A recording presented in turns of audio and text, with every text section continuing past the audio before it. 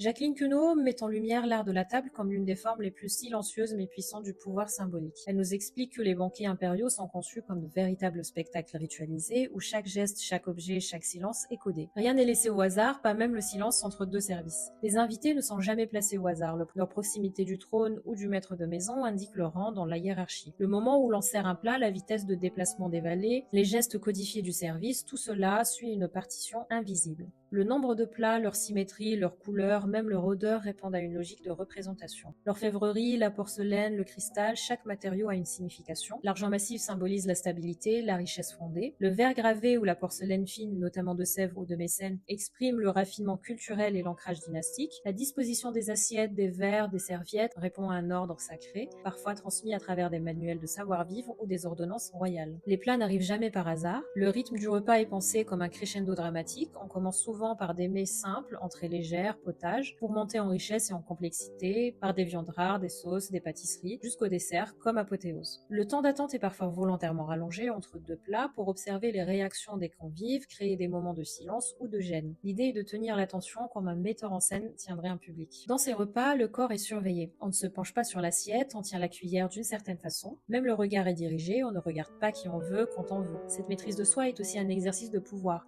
Celui qui ne tremble pas, qui connaît les codes, est intégré au système. Le banquet devient alors une scène politique où se joue le prestige, la hiérarchie et le contrôle des apparences.